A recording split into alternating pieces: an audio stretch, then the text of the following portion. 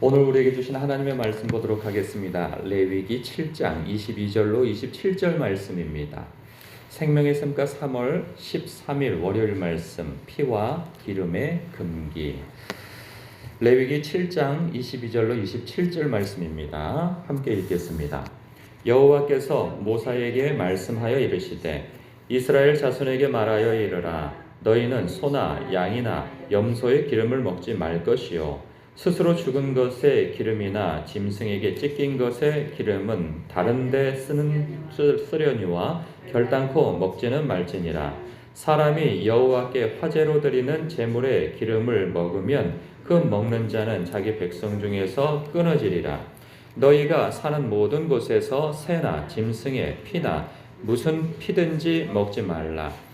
무슨 피든지 먹는 사람이 있으면 그 사람은 다 자기 백성 중에서 끊어지리라. 아멘. 여러분, 이 말씀을 문자 그대로 읽게 되어지면 참 곤란한 상황이 되어지죠. 어제도 우리가 삼겹살도 먹었고 고기의 그 기름 부위도 맛있게 먹었는데 이 율법을 어기게 되어지는 것이 되고요. 그리고 또 그 피를 완전히 뺀 채로 먹지 않는 부위도 있고, 선지국 좋아하시는 분이 있고 순대를 좋아하시는 분이 있다면 이 말씀은 상당히 걸림돌이 되어지는 말씀이 될 거예요. 아직까지도 이 문자 그대로를 따르는 그러한 사람 종파가 있고 그러는데 그 사람들이 이 말씀에 따라서 돼지고기도 먹지 않고 피째 먹지 않고, 그래서 어떤 분들은 선지국이나 그 순대를 또 피하여서 드시는 분도 있어요. 그리고 이 말씀대로 이 기름기를 피해서 먹는 사람도 있고, 유대교나 혹은 다른 무슬림이나 이러한 분들을 봐도 이런 부분에 있어서 철저히 또 구별하여서 먹지 않습니까? 그러면 우리는 어떻게 해야 하는가 하는 것이죠. 이런 부분이 이 말씀 그대로를 대면하게 되어지면은 고민이 되어지게도 됩니다. 그러면 우리는 이 말씀대로 기름기를 먹지 말고 피째 먹는 일들을 삼가해야 하는가? 이것을 찾아서 먹을 것은 아니지만 이 말씀하는 바의 이 본의가 무엇인가를 우리는 좀 따를 필요가 있죠. 이때에는 제사제도가 성행되어지고 그리고 이 중심이 되어지던 때에 하나님께서 주의하라 하는 말씀으로 주신 거죠. 왜냐하면 지금 이 말씀은요, 특별히 화목제의 보충 규례에 대한 말씀이에요. 기름을 내장 지방과 내장 지방에 붙어 있는 기름기를 제거하여서 하나님 앞에 구별하여 드리라. 그리고 그 밖에 다른 부위는 제사장에게, 그리고 또 다른 부위는 그 제사를 드리는 사람과 그리고 주변 사람들과 함께 먹을 수 있도록 하나님께서 배려하시는데, 하나님께 제사를 드릴 때 감사제와 그리고 자원제와 그리고 서원제, 이러한 제사의 목적은 하나님 앞에 가장 좋은 것을 드리는 데 있는 것이죠. 그럴 때 기름 부위는 그 당시에 하나님 앞에 가장 좋은 것을 구별하여 드린다는 의미에서 이 기름 부위는 결단코 먹지 말라, 그리고 하나님 앞에 구별하여 드리라 하는 의미에서 이 말씀이 있는 것이죠. 그렇다고 그뿐만 아니라 이 피의 부분에 있어서는 피는, 그러니까 생명은 피에 있고 또 대속 혹은 속죄, 이 속죄하는 데 있어서는 피가 중심이 되어졌던 것이죠. 그래서 이 피를 먹지 말라라고 말씀하고 있습니다. 그런데 이제 예수 그리스도로 말미암아 우리가 대속의 은총을 받고, 그리고 심지어는 우리는 예수님께서 명하신 바 너희는 내 살과 피를 먹으라 해서 실제적으로 살과 피를 먹는 것은 아니지만 상징적으로 주님의 살과 피를 음용하는 그러한 성만찬도 우리가 행하고 있단 말이죠. 그런 부분에서 중요한 것은 무엇인가? 이제는 우리는 더 이상 제사를 지내지는 않습니다.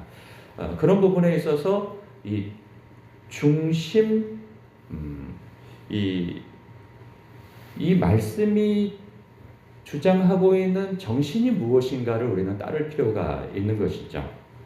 이렇게 볼 때 기름 부위에 있어서는 이 제사 활동에 있어서 가장 좋은 부위를 하나님 앞에 드리라 하고 하는 그 부분에서 우리의 삶 속에서 돌아볼 것은 무엇인가? 내가 하나님 앞에 가장 좋은 것을 구별하여 드리는 그러한 중심을 가지고 있는가 하는 것이죠. 우리는 대개 하나님을 사랑한다고 하지만 그 사랑하는 것이 하나님 앞에 나의 가장 좋은 것을 구별하여 드리기보다는 물질이든 시간이든 물건이든 내가 쓰고 남은 것이나 내가 가장 좋은 것을 챙기고 그 다음 것을 드리는 경우들이 많이 있단 말이죠. 그런 부분에 있어서 나는 어떠한가 하는 거예요. 우리가 하나님 앞에 기도의 시간을 가질 때에도 내가 쓸 시간들을 다 쓰고 짜투리 시간을 내가지고 가장 피곤한 시간에 기도를 하려고 하는 사람이 있는가 하면, 아니면 그도 시간을 못 내는 경우가 있죠. 왜? 내가 쓸 시간들을 다 쓰고 나니 이제 피곤해서 기도할 시간이 없는 거예요. 그렇게 되어지면 정말 기도할 시간이 없는 거예요. 그러나 내 하루 중에 하나님 앞에 가장 정신이 맑고 그리고 쉽지 않지만 그 시간을 구별하여서 하나님 앞에 드려 기도의 시간을 갖고 말씀 읽는 시간을 갖고 예배의 시간을 구별하고 하는 것은 너무 중요한 것이죠. 뿐만 아니라 우리가 물질을, 즉 헌금을 하나님 앞에 구별하여 드릴 때에도 내가 쓸 것을 다 빼놓고 그 다음에 하나님 앞에 무엇인가 드리려고 하면 드릴 게 있는 사람이 있습니까? 그렇지 않아요. 먼저 소득이 있으면 이 모든 것이 하나님의 것임을 하나님 앞에 감사하고 인정하는 가운데 하나님 앞에 마땅히 드려야 할 것들을 구별하는 거죠. 구별하고 난 이후에 내가 쓸 것을 쓰는 것이죠.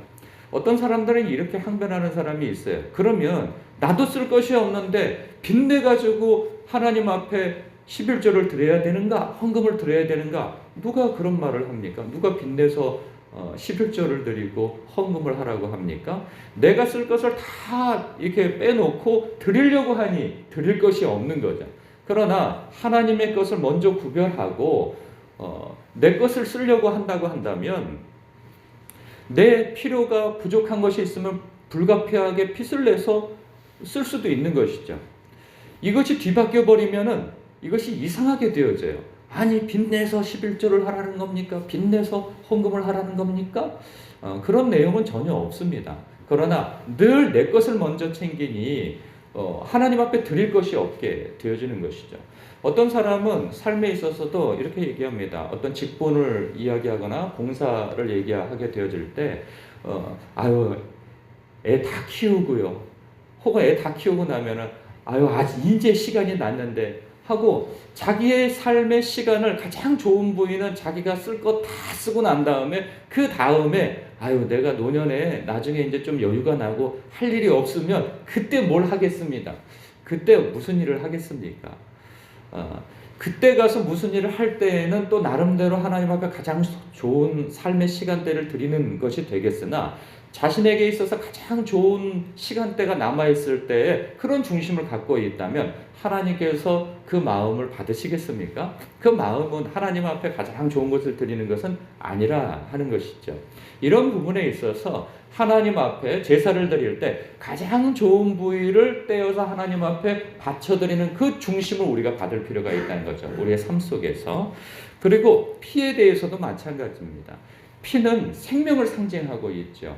그랬을 때 오늘날 우리는 이 피에 대해서 어떤 마음을 가져야 되는가? 생명에 대해서 어떤 마음을 가져야 하는가? 우리는 우리의 생명도 내 힘으로 살게 되어진 것이 아니죠. 영생도 나에게 달려 있었던 문제가 아니에요.